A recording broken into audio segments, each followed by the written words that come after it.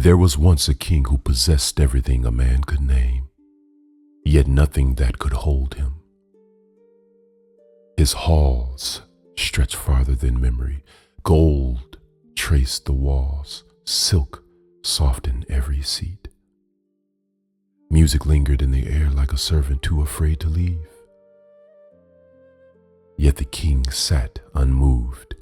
His eyes had grown dim. His spirit had grown restless. Power had fed him until he no longer tasted it. Wealth had clothed him until he no longer felt it. And in the emptiness that follows excess, something darker took root. Cruelty became his pastime. He summoned disputes, not to resolve them, but to watch them unravel. He commanded performances, not for joy, but to find fault. He punishes not for justice, but for boredom. The kingdom did not breathe, it endured. One day, word reached the king of a storyteller from a distant land. People said his stories could move the hardest heart.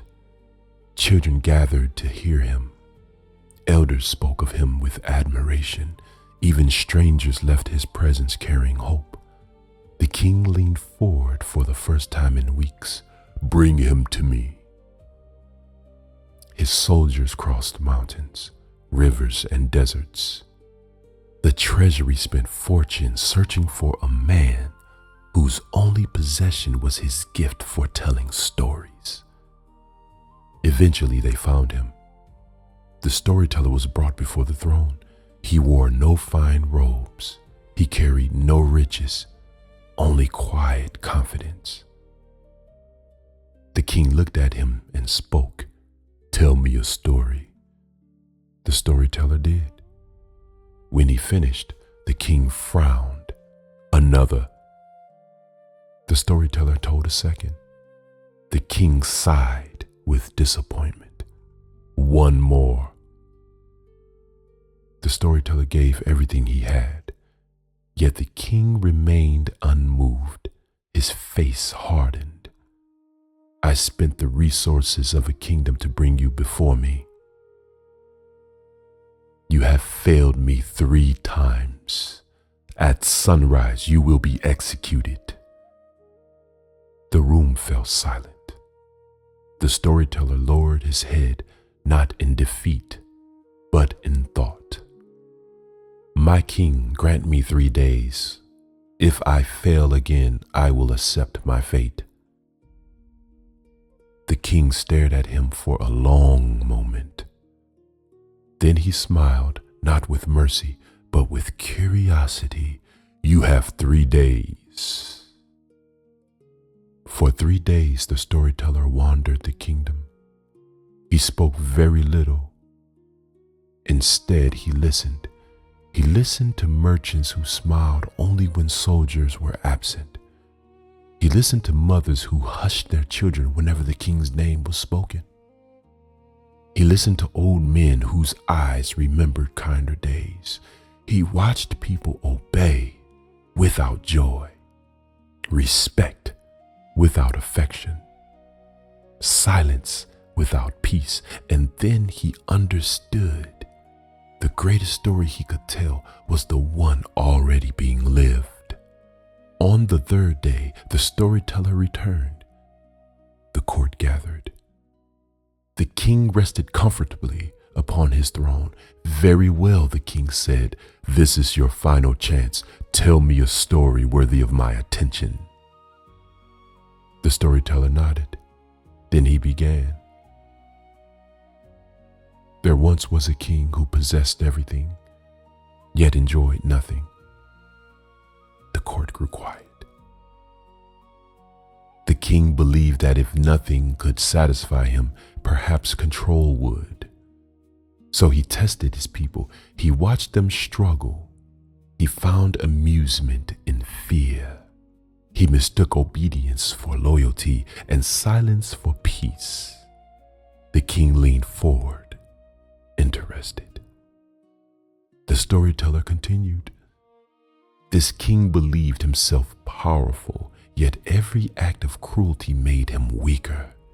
For the ruler who cannot create joy will eventually seek entertainment through suffering.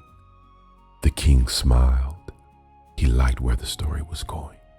The people obeyed him, not because they loved him, but because they feared him, and fear is a poor foundation upon which to build a kingdom. The court remained motionless. No one dared interrupt. The saddest part, the storyteller continued, was that the king never realized he had become the greatest prisoner in his own kingdom. His palace was magnificent, yet he was confined by his own emptiness. His throne was elevated, yet his heart had fallen lower than the poorest citizen. He ruled everyone except himself. The storyteller paused, then spoke one final sentence. The greatest tragedy of the king was not his cruelty, it was his blindness to it. Silence. The king sat motionless. For the first time in years, he did not immediately speak.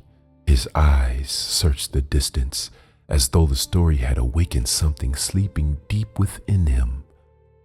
Finally, he smiled. This, he declared, is the greatest story I've ever heard. The court remained silent, not because they feared the king, but because they understood what just happened. The king had applauded his own reflection. Without accusation, the storyteller had held up a mirror. Without rebellion, he had exposed the truth without raising a sword.